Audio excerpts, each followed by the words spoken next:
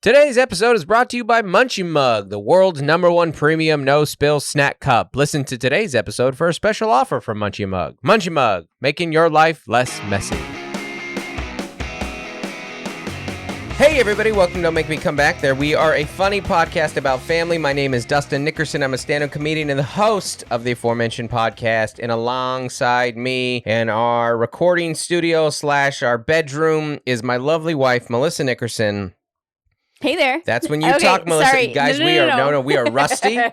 We are a couple weeks back. We are live with you. By live, I mean it's Sunday. You're listening to this on Tuesday. Wednesday. Yeah. Guys, time is a social construct. Honestly, time's not real. But we're here in this room. We're not running a rerun, is what we're saying. Finally. Yeah. June was an absolute mess. June was an absolute mess, but what we did is we got new flooring here in our studio. By that I mean our owner, after 10 and a half years of us being kind and patient and like, hey, maybe it would be great if our floors didn't have holes in them. And then eventually he was like, hey, I want to raise the rent. And you're like, this is a perfect time for us to mention how bad these floors are getting. So we got new floors here in the house that Andre owns. But, we get to live in them, and it's really nice. And, your phone listens to you a lot. And what I didn't count on was my phone listening to me talk about my new flooring and then immediately showing me memes making fun of this flooring. Right. Didn't see that coming. But you know what? We're renters. And when your owner says, hey, new floors, you go, yes, please. Yeah, we're not in the construction or the home reno, is that what they call it? Oh, is that short for renovation? That's not our world. No, but you did get a little taste of it. You did. I did. As soon as I stepped in here, when the floors were throughout the house, I said, oh my gosh, we should have painted the walls too. Yeah, yep. Now, I don't mean we. I mean, Andre. We should have paid someone to do it, but we're not going to. So, and by we mean our owner paying to do something. But what it means is we have wood flooring now everywhere throughout the house, and so you may notice things be a little more echoey in other rooms. So I'd like to take this moment to go, hey, Claire, try not to yell so loud, please. We can hear you on the podcast. That's all. Just a little more echoey here. And, in a different environment, maybe I'd be like, go, but I'm not. I can hear her because we got new floors. So we're going to talk a lot about that. Yeah. Flooring debacle situation and all that went. And a stunning development. The developers were behind schedule and overpriced, which I know is not common for contractors. I know that they're usually early and under, but they weren't this time. But we're going to get way into that stuff later. Before we do, a couple of things. We are sitting here right now. I woke up in Chicago today. I'm here in San Diego right now here on this Sunday, the 10th. That's right. Yeah. And I just want to say a special thank you to my last 2 weekends of shows. First off, San Diego at Mic Drop Comedy Club. Unbelievable. That club is great. Those crowds were great. Even that Friday late show, you were okay. You were 98% great. I give you 64% great. I was going by the math of there was 100 people and 2 people were bad. Yeah. First off, there was not 100 people. Yeah. Yeah. No, the Saturday late show was more full. Yeah. But that's how it goes. And if you live in San Diego and you didn't come to those shows, you're bad, because my middle was this little up-and-comer in the comedy scene named Taylor Tomlinson. 2.5 Netflix specials in, and she came down and we hung out with her sisters and her brother. We went to Public Square. That's a great coffee shop here in the La Mesa area. We had a great brunch scenario. The shows were so fun. Mic Drop was the coolest. I love it so much. Thank you, Mic Drop, for being so good to us, to our family, to the crowds. They treated it. It's fantastic. It's perfect. It's all the stuff. It was and fantastic. We're going to release a clip probably this or next week. It is, Mic Drop has, they're kind of going for an Alice in Wonderland thing. Yeah. And they really committed to the bit. And so it's right. I mean, it's the Cheshire Cat right behind you. And then it's just chaos of trinkets. I mean, it's like an antique shop behind you. Potions and bottles. It's amazing. And last show, we'd sold well all weekend. I felt very good. I felt very loose. and I just went on an ADD expedition. The last 10 minutes after doing 4 hours of comedy. Right. You lost it. I just... you turned around. I went mad. Yeah. I was like an Alice in Wonderland. I was the Mad Hatter. I just went crazy, and I just started touching everything and commenting having on it. a sensory experience and seeing what was bolted in, it wasn't bolted in, and it was just a blast. And it was all the shows were fantastic. So thank you for coming out to those. For those of you asking, when's the next show in San Diego? Next year. That's what you do, guys. Yeah. You go back to markets once a year. Mm-hmm. If you write enough. I'm trying to think I do. If you're a Patreon, you know about something special, by the way. That's all I'm going to say.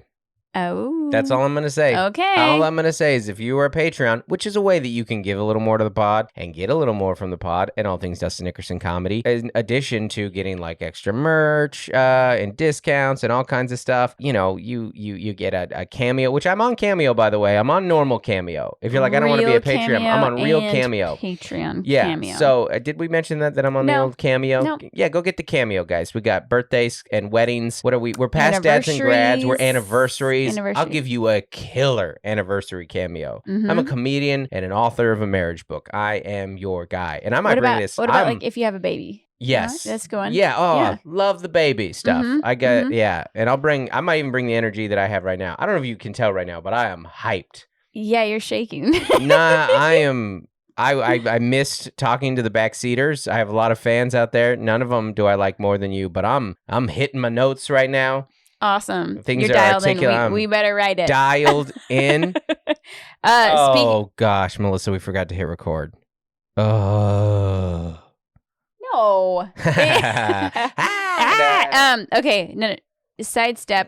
We got a Patreon Zoom hang into a week and a half. Yeah, where are we going to be in the world on that one? That's July 24th. We're going to do live from Nashville, 4 p.m. Pacific time. Yeah. Okay, so 2 p.m. Central time. Yeah, we're going to be in Nashville. Yeah, we will be in Nash Vegas. The stupidest term. Anyway. Nashville's great. That show's July 24th. 3rd? The 23rd is Saturday. 24th is the 4 Zoom. p.m. show. The Zoomer. The booker reached out to me. I'm just letting whatever thought comes to mind go. And the booker reached out to me and was like, "Hey, do you want to switch that to Sunday at night?" And because the Sunday canceled, and I thought about it because that is a better comedy time. Yeah. And then I pulled you, and I pulled Taylor Tomlinson, and I pulled a good manager friend of mine named Paul Steele, and we all said, "No, keep it." They bought tickets. They got their babysitter for Saturday. You guys, parents. Here's the thing about parents. We love early stuff. I don't mind an early thing. Are you kidding me? That way, the babysitter, if you have little kids, they don't have to put the little kids to bed. Yeah, piece of cake. It's so easy. Or you can, or they can, and you can just do the show early, which is great for me. Shouldn't be too drunk of a crowd at 4 p.m. No. If so, you have a problem. Yeah. If you're drunk at my 4 p.m. show in Nashville, which if there's any city that might be, it would be Nashville. Zany's has brunch shows. Yeah, I know. I've done them. Sunday, the last brunch show that I did was like 2.5 years ago, and they were so chatty, and I was not in a good. I got so frustrated. I kind of blacked out. I don't really remember what I said, but what Dusty Slay said to me afterwards, he goes, "That was great." He goes, "You stopped being a comedian and you just turned into a dad."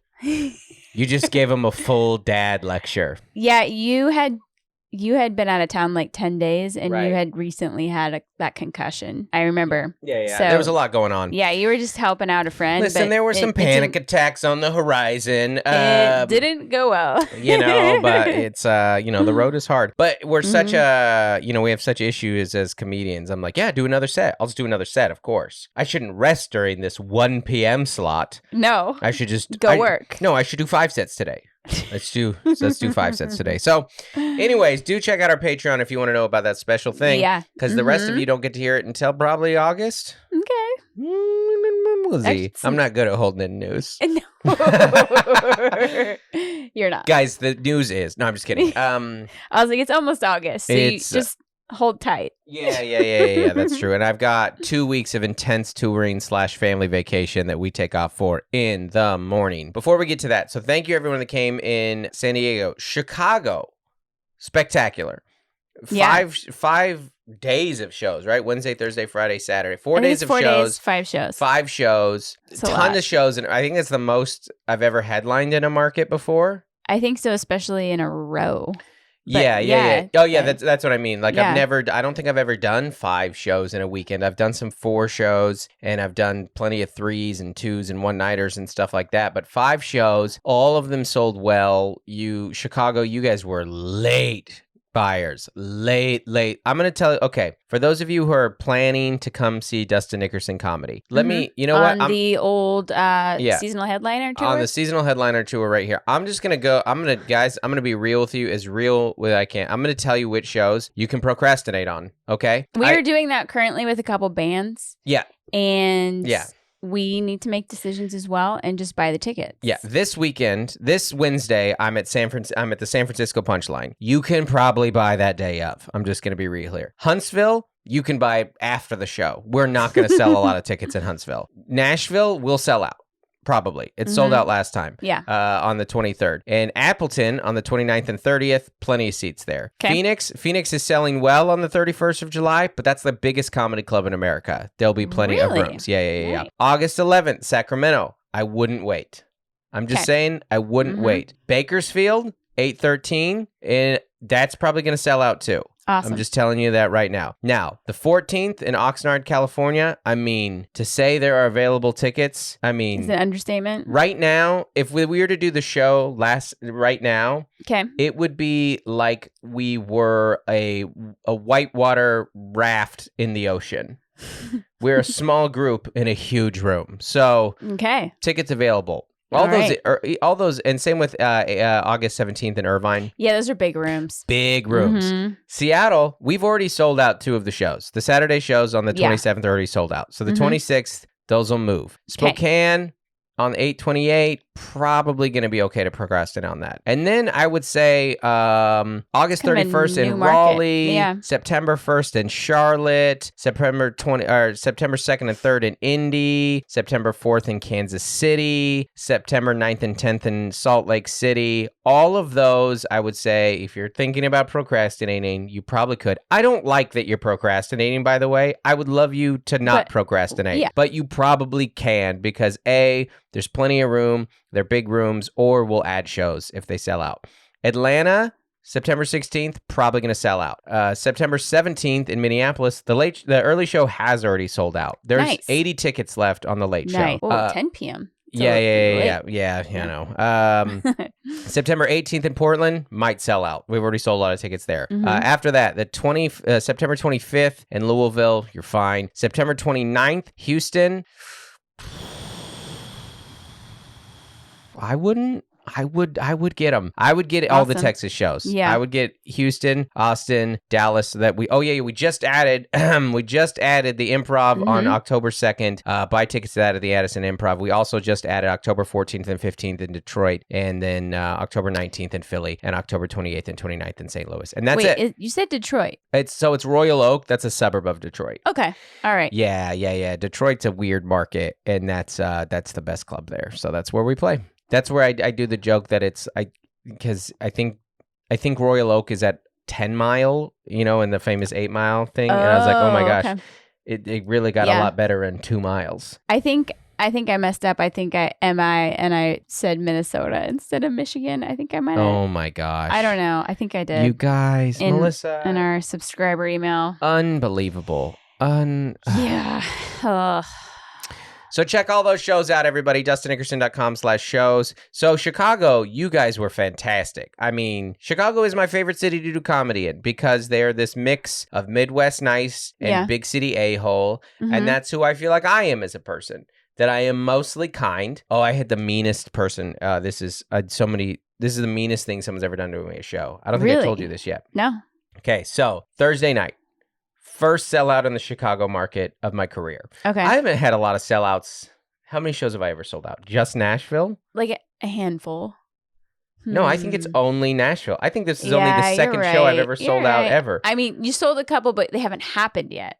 Right. So, we're new to this ticket selling business. Yeah. We're enjoying the good stock that is Dustin Nickerson comedy before the economy crashes. Everyone's hypothetically. Put their tickets on OfferUp. Yeah. So it's my second sellout ever. All right. Yeah. And Nashville is a big market for me. Chicago You have to understand, I have toured Chicago, but not a ton over the years. And I get off stage, I'm literally high-fiving people. Everybody's happy with the show. And earlier in that night, there was a couple that came in late and they knocked on the side. The way that Zany's downtown it works is you're in Old Town. It's like a shoebox. It's the tiniest little club. It seats like 120 max. It's an old strip club.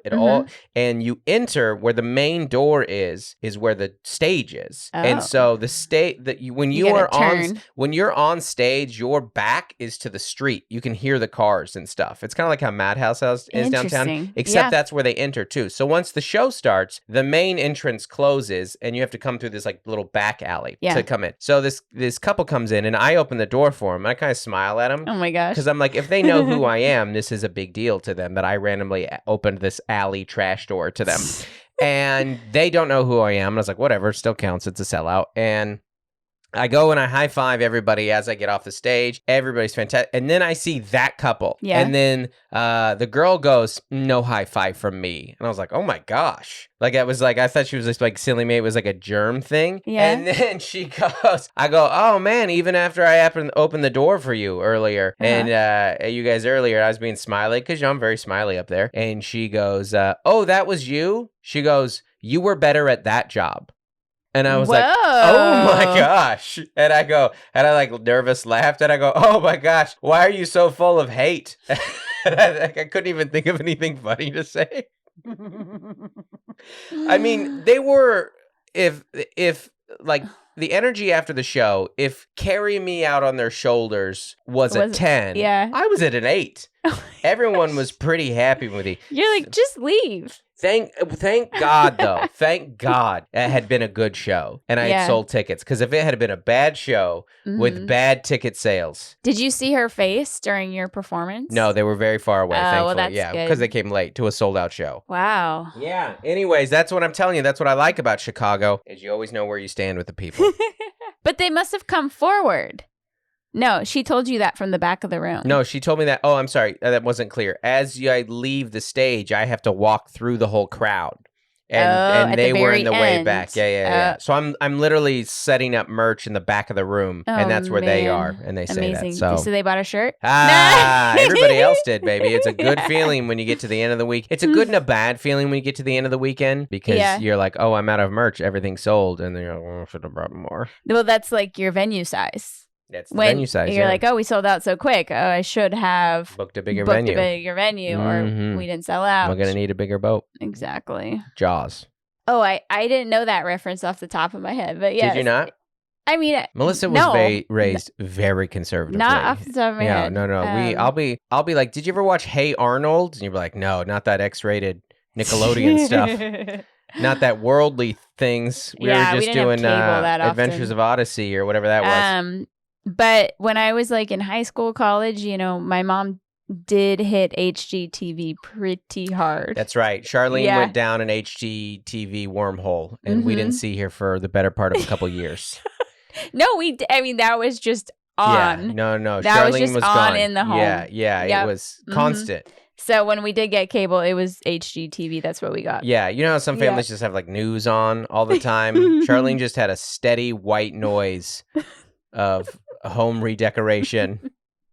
And they were the early ones too, like Trading Spaces. Come from a hard day of teaching the third graders and just veg and just get some inspiration. I love it. I love it so much. Chicago, one of the it's so great. Fine. It's so fine. That happened. It's actually, you get to judge people's home decisions. Right. With like, oh my gosh. Without their money. Yeah. No, they're like, our budget's $2 million. Yeah. There's people sitting in like trailer homes going like, oh, I would have never made that choice. My gosh. Those curtains are terrible. Yeah. Exactly. They're sitting on like, you know, some Thomas the Train rug on laminate flooring going like, that's kind of a tacky choice. That right there. I would have gone for like a, you know, more of a I'm trying to think of the word mod. We Yeah. don't know home What's that improvement. color? No, the color like mode. Oh, mod. you're thinking of mauve. Mauve. I with got a more of a V. mauve. I don't even feel dumb that I don't know that word, by the way. No, I thought like mod is modern. Yeah. like mid-century mod. Modern. Yeah. I don't Chicago, know. we ate so... Chicago, you are going to die in. I told them that on stage. Here are the things that Chicago's most known for. Deep dish pizza, which apparently none of the locals eat. It's a tourist thing. They say that, and I'm like, these restaurants are full, and people don't go on vacation to Chicago that much. FYI. Like, this is, you know, I mean, they do. It's a big Midwest thing, but the Chicago destination how often could you really eat that? That's the thing. It's an extraordinary, it takes 40 minutes, which is a long time for a pizza. Yeah, because it takes so long to cook. It's the opposite. It's like a cake. It's like it's the opposite of New York. What Joel said, what did he say? It's like they put a lasagna on pie crust. Nice. And that's exactly what it is. Mm-hmm. Yeah. And it's great, but we felt like... You don't feel great afterwards. You feel terrible. You can't have plans after. Yeah. And then Chicago-style hot dogs, which are just, you know, Polish dogs with every piece of crap on them you could imagine. Sure. And then when Joel and I went to Willis Tower, Sears Tower, I'm going to call it what it really is. You can't come from me, cancel culture. We went there and they actually, it's really cool because they have this like market downstairs we can choose from a lot of different places. And Joel spotted do-rights, donuts, and chicken. Which is exactly that. You can get like chicken on... Fried chicken, fried donuts. Yeah. And you can combo them if you want. You can get a chicken sandwich on donuts. And I was like, I would like to live. I don't need to die today. I wonder if the donuts taste like that would chicken. kill you faster than jumping off the Sears Tower. There are two ways to kill yourself at Willis Tower. Do right or you know, just plunge from the top. But it's and then the other one that they're really known for, like their Chicago mix popcorn. They have a couple of them, like Gardettos. That's it. I think for not me. Gardettos. That's not the one. I'm gonna get this right. You would have lost your mind. I know. I have a problem with like homemade flavored popcorns. Yeah, and that's the Brad Garrett's Comedy Club in Vegas sells a local popcorn vendor, and it's my gosh, Garrett popcorn, so good. And theirs is their main mix, the Chicago mix. Okay, what is it? Is the cheddar and caramel one. Yes. Mixed together. Oh my gosh. Joel and we got a large. Oh, and we're like, man. well, we'll bring some home to the girls. I saw the bag, the tote bag they gave you, but no popcorn. Oh yeah, no, I brought home my dirty socks.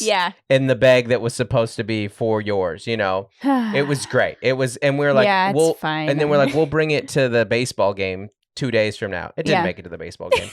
Good. It was such a big thing that we're like, we'll eat some now, and then we'll eat some at the movie because we went and saw Thor, which we'll talk about later, and then we'll bring some to the game. It didn't make it through the night. You know, do you remember when kettle corn came out? I mean, I remember the kettle corn fad. It like really picked up when all of our teachers had like side jobs making kettle corn all of a sudden. One in particular, outside of the grocery store, that was a great. That was weird weird. Yeah, because he was the health teacher. And I'm like, I saw you put a condom on a cucumber today in 8th grade, and now you're selling popcorn in the Fred Meyer. And he was also an assistant track coach at my school. He was a great dude, too. Really good human. Just a very funny mix of things to have. Well, teachers kind of have to be entrepreneurial. Right. You know, but depending on their scenarios. But if I recall, I didn't know you right when kettle corn came out, but I would imagine that was kettle corn was your big thing HGTV, for me. I would think. You. It's salty and sweet and popcorn. Like that's every time I would go to like a minor league baseball game or major league baseball game, I would get the big one. I would get the big bag. I was like, you guys are out here eating hot dogs and sushi. They have sushi in the, you know, at Safeco. And I would just get a huge $8 bag of kettle corn. So good. Yeah, no, It's lunch, it's dessert, it's everything. You feel terrible after it, you know, especially because you spilled so much of it because you didn't have a Munchie Mug. Yeah! Munchie Mug's back, everybody! Munchie Mug is back. And did I bring up that popcorn for 4 minutes to get to Munchie Mug? Yes. And then I sidestepped with the kettle corn. You knew I was coming back. I don't think you did. I think that was a true... you guys, one of our favorite sponsors in the history of Don't Make Me Come Back There is back. That's right. Munchie Mug. Oh my gosh, Munchie Mug. We are such a fan of this product. Munchie Mug, if you're unfamiliar, so we got to kind of start from, you know, the bottom here, is Munchie Mug is a spill-proof cup. So whatever you got, what do you got? That caramel corn? Yep. You got the cheddar? You got the kettle? Well, you got the mix. The little babies gotta be careful with popcorn. Right. But adults don't want to spill adults. this. Yeah. Whatever it is that you have in your life that you don't want to spill, you put it in here. And it's not going to spill. And it's super portable. And it's dishwasher safe. And it's made here in the USA. And it's got this really nice little soft lid situation. The fabric soft lid is really the selling point. I've gone down ADD, you know, expeditions just having a sensory experience. Yep. Just with that right there. Oh, and they have 11 colors now, including neutrals like mauve. No, gray, black, and white for the boring baby in your life. Hey, you know. For the minimalist in your life. If you ever looked at a baby and go, you know what color suits you? Gray. You've got a real depressed vibe here. And they have printed jars, or you can do blank jars and get some cute sticker sheets. It's like the Crocs of spill-proof cups. You can personalize it whatever you want. And shipping on their website is always free. So you go to Munchie Mug. Depending on your baby's design motif. Yeah. So what you do is you go to munchiemug.com, where you can use promo code Don't Make Me, all one word, no apostrophe, Don't Make Me, for 20% off and free shipping on your order of the world's #1 premium no spill snack cup. MunchieMug.com. No, that wasn't Making your life less messy. Very good. I forgot about that one. I did, what was the hotels.com or some other one? I did some other thing altogether. Yeah. But we're back. It's good to have you back, Munchie Mug. We missed you. Okay, so we've got lots of things to recap. We went down an HGTV popcorn thing. Yeah. I do have some shows we want to recap. I'm just going to hit these. Let's, why don't we do a little comedy talk? Okay. And bring it home? I don't want to do with that. With Munchie. Bingo Dingo? I don't know. Where's the ADD leading? I hate that plan. Great. Well, I'm not going to lie, Melissa. Do whatever you want, babe. I'm not going to lie. The dopamine's gone. I knew this was going to happen.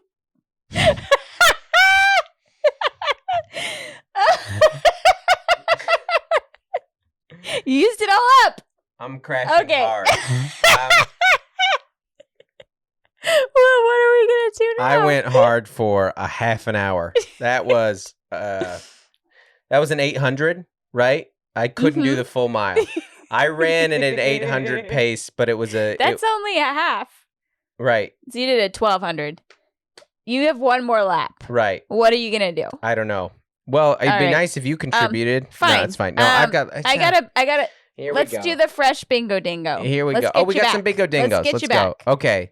So we have 3 Bingo Dingos to do. Yeah, but are we going to spread them out over the 2 episodes? No, we're going to hit them all right now. Bingo Dingos. Bingo Dingos. We have 3 Bingo Dingos to review. One. Actually, we have 4. I'm going to do 4. Okay. Ready? And 2 of them you have to do by yourself. Okay, but we do have another episode. I know. Okay. I know. First Bingo Dingo we're going to do is Thor, Love and Thunder. Second one we're going to do is the Brandi Carlile Show. Third one we're going to do is Leanne Morgan, stand-up comedian. Okay. And then fourth one we're going to do is Nate Bargatze, stand-up comedian. Now, I've not seen Leanne Morgan, but you saw the 2 of them combined. So you're going to review those shows because you took the kids to them. Okay. Let's start with Thor, Love and Thunder. Now, let's start here because we are a family podcast and we talk about family things. You saw this with an 8-year-old who was in kind of a bit of a place at the time. Yeah. I saw this with a high school male. So son? If anything, it wasn't immature enough for him. Though there was more language and like several sex jokes that I was like, all right, we're hitting that orgy joke a lot. They made that one quite a bit, but yeah, that was just in the one scene. But still, which is fine. All that stuff goes over the head of. But so we're gonna be coming at this from different angles of who we saw it with a full family and me and Claire in a drive-in. So you go first, and you hit me with your review, and also kind of the experience of watching it with a second grader. Or a third grader now. Yeah. Claire wasn't in top form. The movie started late. The drive-in couldn't get it going, so it was like 8:45 when it started. Was it just too dark, or what happened? No, it wasn't dark enough. I mean, and film issues. So yeah, it was. We were just sitting there in the dark waiting. Those sound like driving issues. Yeah. But overall, I've been waiting for this movie for like 6 months to a year. You've been very excited about this movie. I've been so excited about this movie. I wore my Marvel shirt. Mm-hmm. Even though you were in a car. So many of the actors in it. Mm-hmm. You had told me that Christian Bale's character was scary, but no scarier than like Wanda from Doctor Strange. Right. We're going mostly spoiler review here. If we do some or spoiler free, I'll keep it spoiler free. Yeah, we'll go spoiler free here. But there's a lot of fun cameos, and it's funny. The animals in it were like a child's highlight, probably, right? Well, the two animals that push the ship. Yeah.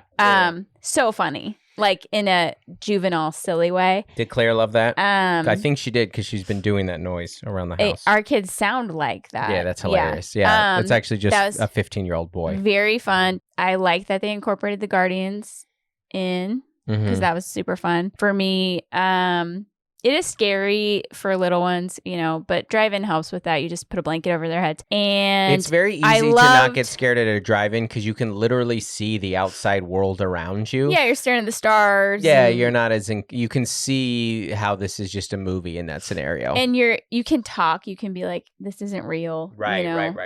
This is the guy from the Newsies. But anyways, that's what everybody thinks of when they say Christian Bale. Yeah. Santa Fe. It doesn't even look like him. His Santa Fe. No accent. He had a very. How's the rest of that song go? Are you there? No, you gotta hit it.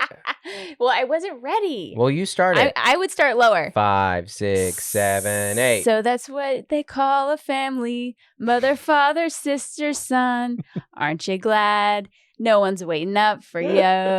Yeah. Oh, you really got into it there. Keep going, show tune it. And you don't have a family. Da da da da da da da. But aren't you glad you got a dream called Santa Fe? Santa Fe. There it is. Are you there? Do you swear you won't forget me? If I could, would you let me come and stay? Oh, make it really nice at the end. I love that song. Yeah, it's really nice. Yeah. I was kind of. He wants to leave, and get out. And, it's a musical for children. It's not that deep of an idea. Well. Oh wait, he wants to leave. He wants to leave. Where does he want to go? I don't know if you've ever seen the movie. Where does he? He wants to go to Santa Fe.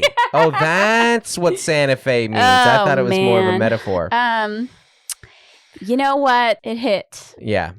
I get it. Well, it's 5 out of 5 Newsies review for Bingo Dingo. 5 out of 5 Bingo Dingo. I haven't even tried to get the kids to watch that movie because they would hate it. Yeah. And I can't handle that. No, I agree. So I agree with that. That's when they were like, "What's your favorite movie?" And I said Beetlejuice, and they're like, "That movie is so boring. How dare you?" Yeah. Michael Keaton is a genius. Hey. And then the fight at the end of Thor is super fun, so you'll enjoy that if you haven't seen it yet. It is a very sad movie, but it's also very comical, so it breaks it up. I liked it a lot. I'm doing it 5 out of 5. 5 out of 5 Bingo Dingos to the easiest reviewer. Yeah, the softest. Mel's always a 4.5. Today it's a 5. Mel's never given anything under a 4. I'm a harsh critic. Movie critic. Yeah. We asked Melissa to give a Bingo Dingo review to getting your hand burned on a stovetop. She gave it 4.1. My hand was cold. It did warm it up. I'm a bad film critic, but what can I say? I wanted to see this movie and I got to see it. There you go. Melissa's just happy to see a movie. Exactly. There have been 4 Thor movies. Yeah. Thor Dark World, Thor Ragnarok, Thor Love and Thunder. This is firmly rooted in second place. Now, when Thor Ragnarok is number 1, they're all going to be in second place. There was no way to top Thor Ragnarok. And it was some of it comes in the era of when these MCU movies come out, when you're still like maybe like a little less exhausted by the characters. Because like Ragnarok introduced you to like these ideas, these like more complex ideas of Thor and where he was at, and his, he really like suffered like crazy in Ragnarok and both Endgame and Infinity War, and you're like, oh gosh, Thor's still getting dealt a bad hand here. But I guess if you live that long, eventually that happens. That's the kind of the whole point there. I thought it was it was great. It was great. It was good. It was good. I'm going to say that movie was good. I was not blown away by it. Sure. But also, Korg is great, but it's not my introduction to Korg, because you're like, well, I already know he's great. I thought some of the... I hate what I'm about to say here. I thought some of the pacing was weird. I was like, okay, we're starting here and we're jumping here. But after watching, like, what was it? Superwoman? No. Superwoman? No. I'm going to find it. Wanda? After watching... Doctor Strange? Wonder Woman, yeah. I'm used to crazy pacing. Yeah, like, that's true. Now we're in the 80s. Now we're in an art museum. Now we're in some Egyptian land. Or, Right. Well, and I'll tell you what's happening now is comic book movies are comic books now. And that you go, yeah, the stakes don't matter. There's just, it's always a global thing, and this is going to happen, and the gods are going to get killed, or everyone's going to be gone. And the strongest hero in the world can't beat the villain. Yeah, and what happens in comic books is there will be good arcs, good storylines, good writers, good eras, and then duds. And this was not a dud. It wasn't amazing. It was solid. It was funny. It was a good time. Now, I also was kind of tired when I saw it too. Yeah. And I just was like, okay, I've seen Star-Lord banter. I've kind of seen all the stuff. You're like, I just sometimes, this is coming from one of the biggest Marvel. I went to Thor on opening night. I stood in line for the original Thor. All right. Yeah. I've been in on this, on the MCU out the gate. All right. And I just was like, I think I'm kind of, I'm not fatigued. I'm just not as like, I can't wait. I can't wait to see this. And I think since we watched all of like Marvel and most of DC during the pandemic as a family, I just associate it with like family entertainment. Right. Absolutely. So I'm less critical, I guess. Yeah. I'm actually not fully, it's not for my enjoyment per se. It's just a family. I thought it was silly at times. I thought it was very serious and heavy at times. Of the premises or like themes, very dark. Very dark. Christian Bale's great in it. Although a lot of his scenes are weird. It's fun to have Natalie Portman back. Valkyrie is great. It's hard to know what tone the movie is going to be at times. And that's where it felt a little bit janky. Like, oh, are we being silly? Are we doing Marvel quibs? Are we doing all the things that they always do? But that being said, it's a romping good time. Sorry, I turned into the TV guy. Critic. It's fun. It's fun. Yeah, it's all quibby, and then they're like in the water, and you're like, oh my gosh, right? This is very serious. Yeah. It gets pretty serious at a certain time. Serious from times. Yeah, I'll give it a I don't know. Summer blockbuster. I'll give it a 3.8. Okay. Out of 5, and I'd give Ragnarok like a 4.9. Sure. That and Winter Soldier are my 2 favorites. So yeah. Anyways, if anyone, if Kevin Feige over at MCU is listening, smaller stakes movies, please. I can't do global catastrophe anymore. I can't do, not even global, universal catastrophe. Winter Soldier was high stakes, but it felt like a spy movie. Just give me one person. You know what I actually really liked about this? Okay. What? And I will say this is a mild spoiler. Okay, I'll give it. Just skip it if you haven't seen it. Skip the next 20 seconds or so if you haven't seen it, or you don't want any type of spoiler whatsoever.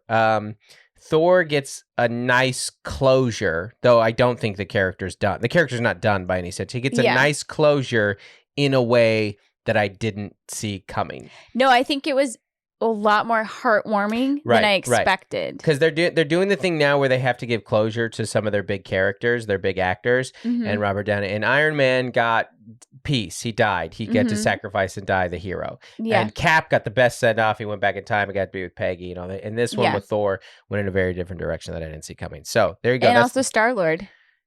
He's not done at all. What are you talking about? No, I know, but he had that.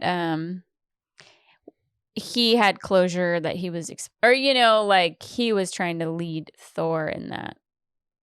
No, you're not going to go with me on this? I get what you're saying. Okay. But no. That's fine. Okay. Second Bingo Dingo review. A couple weeks ago, we saw Brandi Carlile at the Greek. Brandi Carlile has been our favorite artist for a long time ago. Listen, I'm going to be honest here, guys. I love Brandi Carlile. I was going to enjoy the show no matter what. Here's what I'm actually reviewing. Ready? Ready. I'm not reviewing Brandi Carlile. I'm reviewing Los Angeles concert goers. You remain the absolute worst crowds in the world. Los Angeles, you lovely, broken, vain, shallow, beautiful, rich, cool, artistic city. You have just no character at shows. You never do. Every concert I go to there is just a snooze fest energy. Your comedy crowds are mediocre. I can't wait to sit down. And I know that if you're in LA listening to this, you're a good person and you like a good comedy show. And when we schedule a comedy show in there, it's going to be fun. It's going to be fun. We're going to have a romping good time. It's my new thing, a romping good time. But the Greek is maybe my favorite venue. It's so great. I don't think there's a venue that, and I don't like going to concerts there because I don't like all the LA people there. I know. They're snooty and snoozy. Yeah, snooty and snoozy. Snooty and snoozy. Now, the Fonz was there. Henry Winkler was there. I found him. You did. Yep. Well, you did find him. And he also was hard to not. Came in late hard to miss. With the Technicolor dream coat on and waving to everybody. And my favorite moment of the concert was taking a picture of the woman in front of me taking the worst picture of Henry Winkler in history. But what a career that guy's had. That guy was big in his 70s. It's insane. As the young, cool guy. And even when you go watch Happy Days, you're like, he's pretty old. He's not... No, he's not a high schooler. Right. Was he supposed to be a high schooler in it or no? Yeah, I think so. I don't think so. No, I think was so. He? And Ron Howard, too. Yeah. Who's Ron Howard, I didn't know this. His daughter was in Jurassic Park. I didn't know. Really? It makes sense. Yeah. Was Fawn supposed to be in high school? I thought he was like I think so. Was he like, he had repeated school? Fonzie was supposed to be a 16-year-old kid. Yeah. No one is denying that Henry Winkler looks super cool, but most of us will agree that he didn't look like a teenager. Yeah. 16. That's hilarious. Yes. Not even like, I'd have given him like 19, 20. If you know what they would do if they made if they made Happy Days now, the Fonz would be a guy who is 20 and kept getting held back, and he would have like a sad side storyline about how he's like, how things are bad at home. Because that's how shows have to be now. They're like, you have to really bring it home. He's like, yeah, things aren't so good at home, man. Oh. Just I like know everyone thinks I'm so Geeks. cool, but I can't read. Yeah. I can hit this jukebox, but I can't even pick a song because I can't read. Yeah, but back then in the 70s, he was just cool and old. Cool. Yeah. Yeah. And probably a womanizer. I don't know. I don't know the show. Well, we haven't watched Barry season 3 because everything that we hear is that it's super intense. And you know what? We can't go through that. We don't have time for that. Did your computer just die? It's all right. I know what the last two things are. Okay. You went to, just give a review of this show, actually. So you had a chance. Nate Bargatze was in town. I hung out with him during the day, or during the evening. We went and played some poker. I got robbed on the river. Oh my gosh, I got rocked on the final hand. I was going to win that game, but somebody, none of these words are going to mean anything to you. Sure. But I flopped a full house. I had a full house, and we flipped over, and the guy got runner, pair, and ended up beating me with a better full house. I mean, as far as beats go, that is a bad poker beat. I know, again, none of that means anything to you. I know what a full house is, but... Do you? What is it? I know it from Yahtzee. Yeah? It's 2 of a kind and 3 of a kind. Very good. Yeah. Oh my gosh.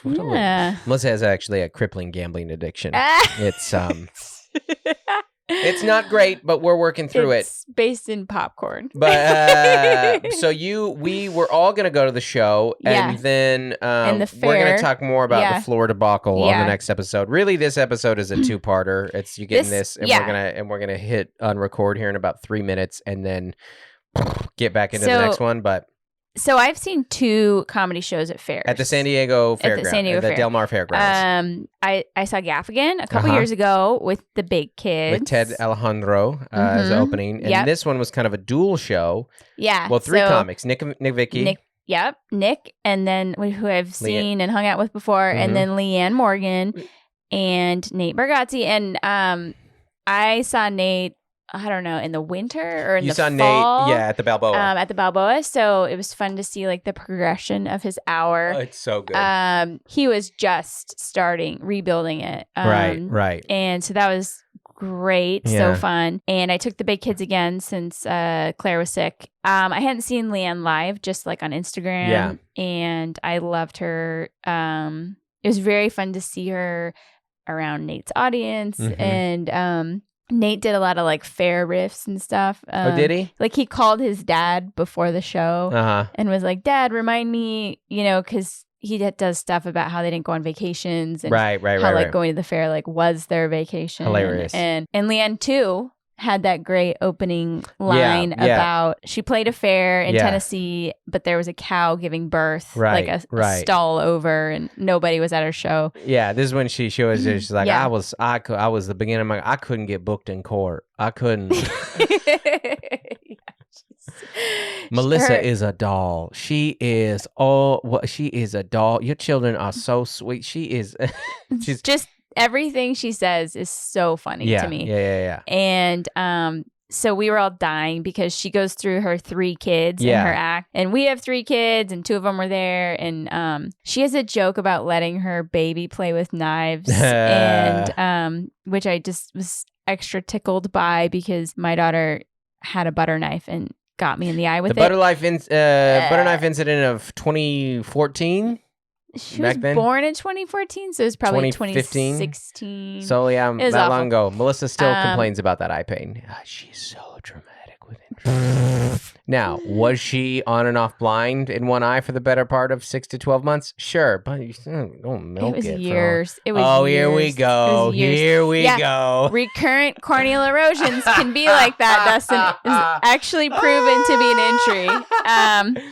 Anyways, so, hit the Bingo Dingo review on the show. I had a fantastic night at the fair. I'm gonna do 4.5. 4.5. I had such a fun time with my big kids. And the 0.5 that was off is that it was just at a fairground, and that's not the best comedy environment, but it's fun. It's fun in its own right.